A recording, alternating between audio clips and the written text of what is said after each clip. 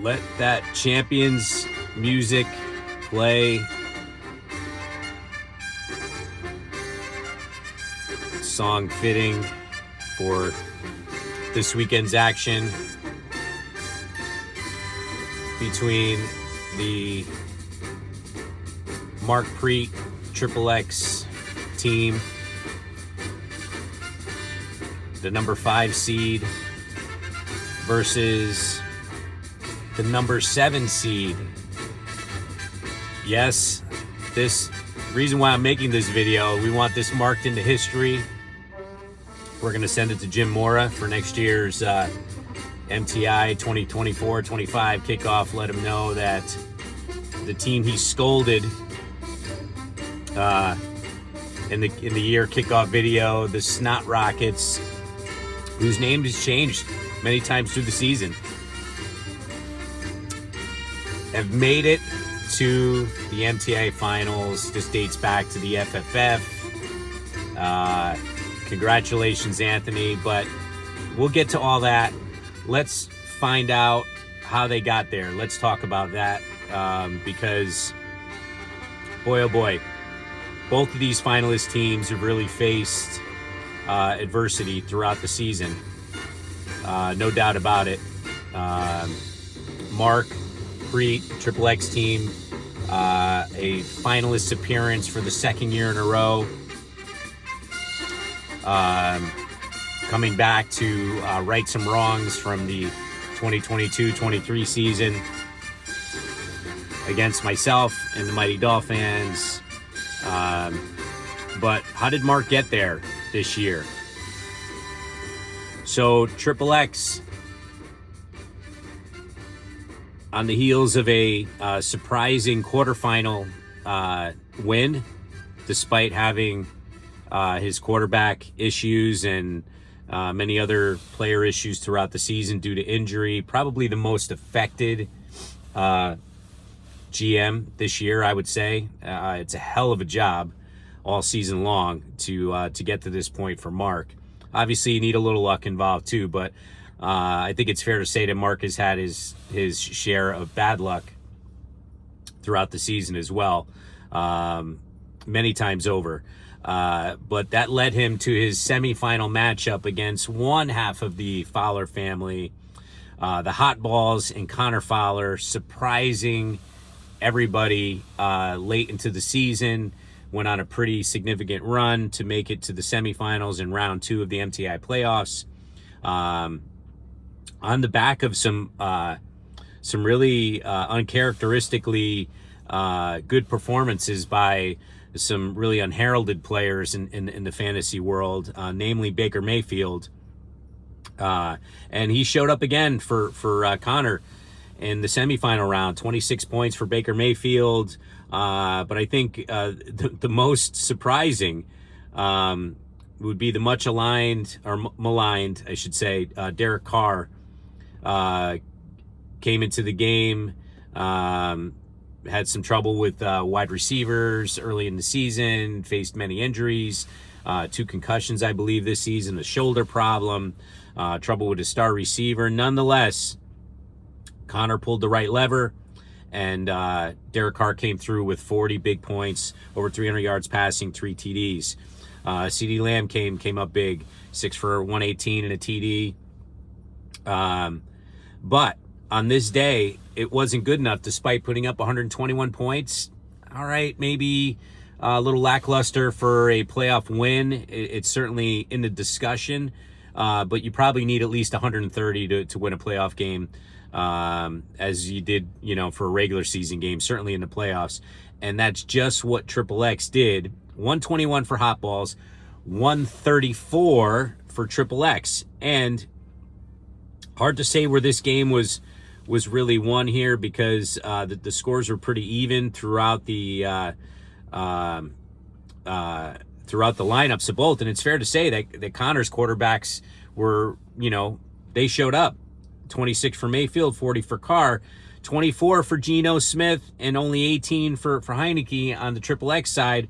But where Mark ended up winning this was his decision to sit Isaiah Pacheco and put in Jahmyr Gibbs, 23 points for Gibbs, and it would have only been about 9 for Pacheco. Ended up, I think, going out of that game again with a concussion, and he ended up that was the leading running back total for both teams in this matchup. So combined with Joe Mixon receiving 7, that's 30 big points for Mark's running backs, whereas the hot balls having to sit Josh Jacobs in the big C block from Triple X, going up and dropping and picking up Zamir White and essentially blocking the hot balls from replacing their star running back in Josh Jacobs, who was supposed to be back in the lineup but decided to sit him.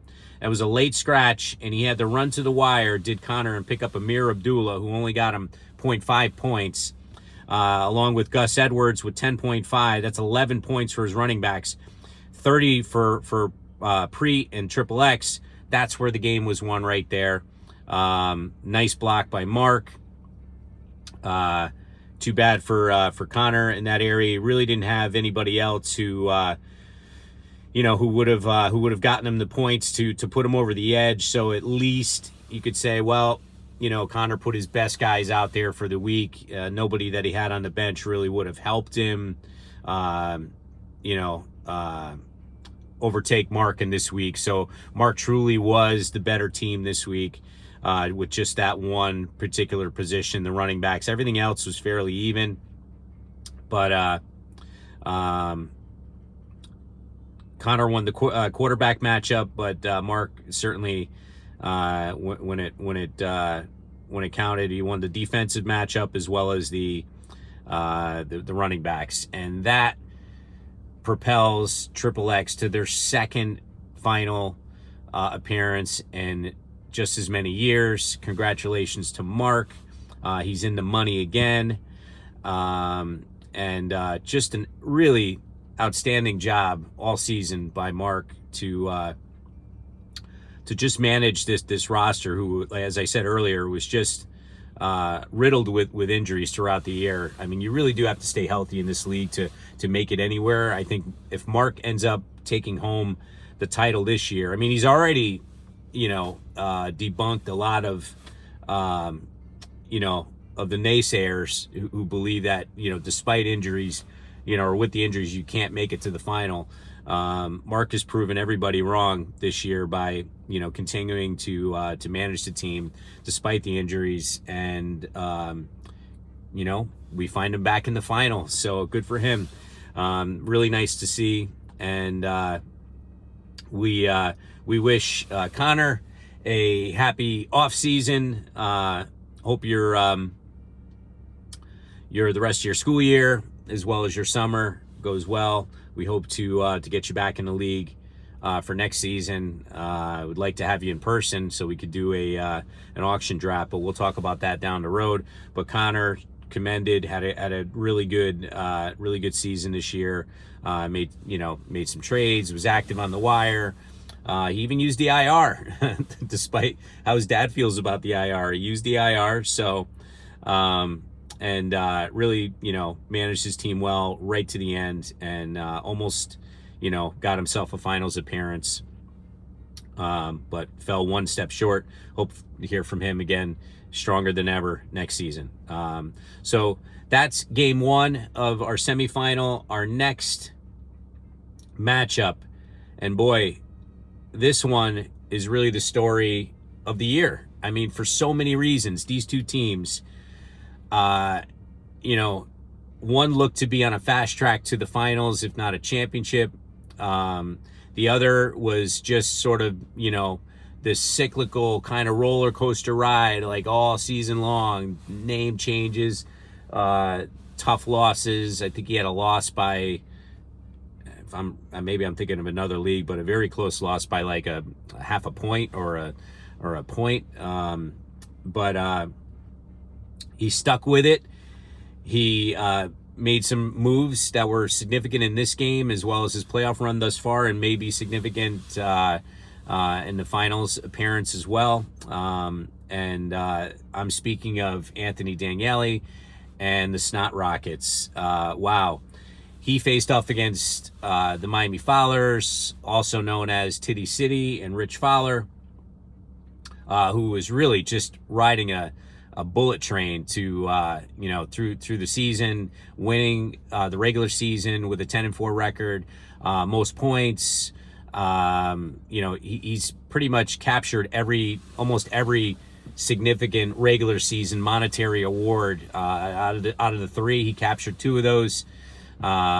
He was the winner of $150 based off the winning the regular season, as well as the highest point total of the season. So he was already $150 rich, got his money back for the entry for the year, and he was looking to build on that and really look like the favorite kind of going in to not only this matchup, but again, maybe to take home a championship. But we know, as the name says, the Miami Fowlers, that Rich is relying upon the Miami Dolphins and his Miami Dolphin players, that those three guys, Raheem Mostert, Tua Tagovailoa, as well as Tyreek Hill, who were not bad in this semifinal matchup. They weren't bad. But as we know, we were all used to these guys, putting up a 50 burger on Tua's side, or 40 at least for him. Tyreek can throw 30 or 40 on you at any week. Raheem Mostert, I've been Mosterted. That's a new term. I've been Mosterted twice this season, and for the tune of, I think, 6 touchdowns against me when I played Rich both times this year, a total of 6 touchdowns. So I know about Raheem Mostert. But on this week, we had a dinged up Tyreek Hill, who gutted it out, played the game, fell short of 100 yards, got 99. But I think the important stat here is he didn't have a touchdown. So he finished with 12.5 points. Raheem Mostert didn't have a rushing touchdown, but had a receiving touchdown. But he was pretty much held in check on the ground with only 46 yards. 10.5 points for Raheem Mostert. Tua Tagovailoa, 293 yards. Didn't get to the 300-yard bonus and threw 1 touchdown, 20 points for Tua. So you add these three guys up, we're talking 20 for Tua, 10.5 for Mostert, and so 43 points, I think, for these guys. So that's, really the score of one player in most weeks for Miami Fowlers. Really, it's the score of Tua. It's the score of Tyreek, and in some weeks Mostert as well. So those three guys fell short for Rich this week, and as we know, that was, that's where he put all of his firepower in, those three guys this year, along with Dak Prescott, who's been pretty good. Cases made for MVP, certainly been strong down the stretch. They lost to the Dolphins this week, did the Cowboys, or last week, I should say, on Christmas Eve. Held Dak Prescott in check, did the Dolphins, 253 and 2 TDs. It's an okay night, but not in the playoffs. It's not going to fly in the playoffs, especially when you're playing the Snot Rockets. And listen, I was a victim of Joe Flacco and Amari Cooper in the quarterfinal round, and guess what? Rich experienced the same fate, as did I, in the semifinal round. Joe Flacco, 368 yards, 3 TDs, 41 points. Amari Cooper, 11 receptions, 265, 2 TDs, 52.5 points. Anthony throws up 93.5 points on the Miami Fowlers in one game from 2 guys. So, I mean, unbelievable. I experienced it the week before. They were big against me. Kudos to Ant for sticking with Flacco. He was a guy that was kind of floating around on the wire. Didn't really know what to think of him.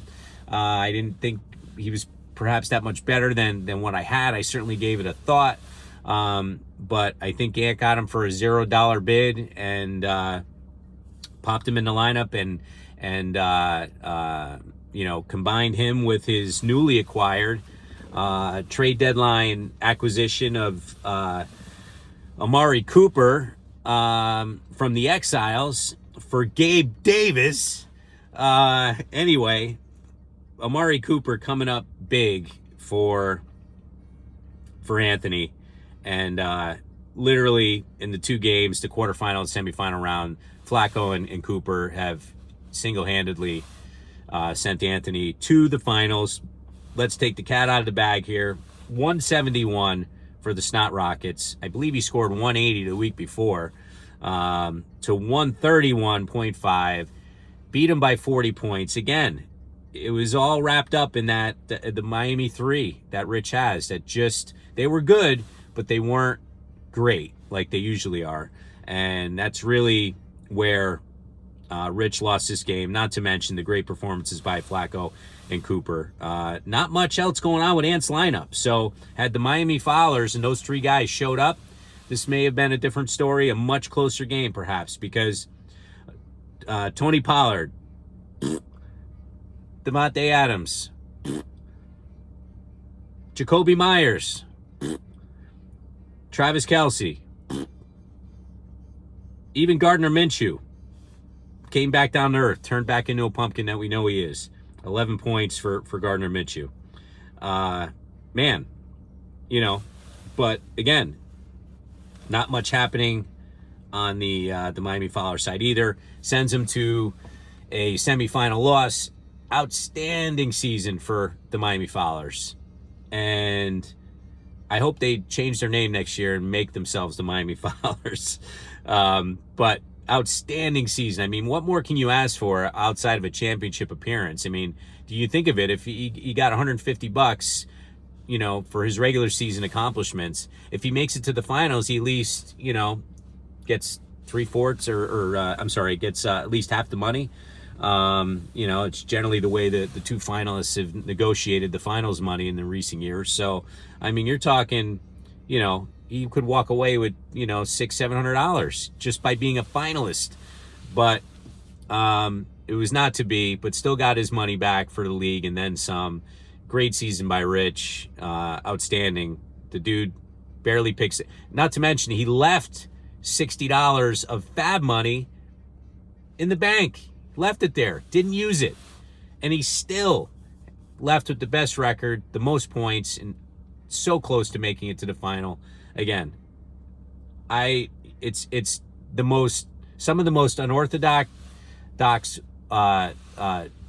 GM managing of a team that I've ever witnessed by a GM in all my years of fantasy football. Just this refusal to trade, to use IR, whatever. But the one thing you cannot argue with is, despite the unconventional GM habits of Rich Fowler, he's there just about every year. So, always making the playoffs, always in the running for something. So, congratulations to Rich and the Miami Fowlers for their 2023-24 MTI performance. And again, to him and Connor, hope you guys had a fun this season, and look forward to seeing you both back next year.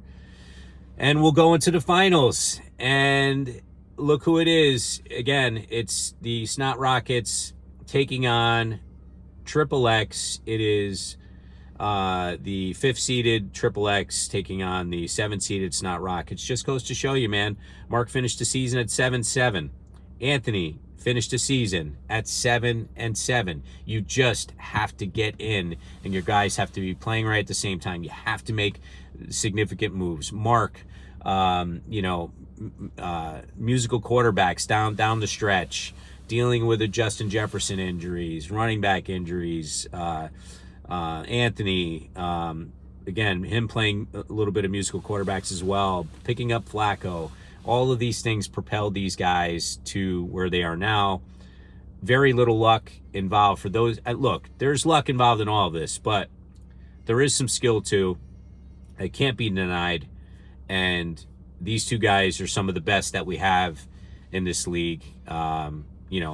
Regardless of how they've finished in years past, we know that they watch their teams. We know that they have strategies that they that they go with and that they feel comfortable with.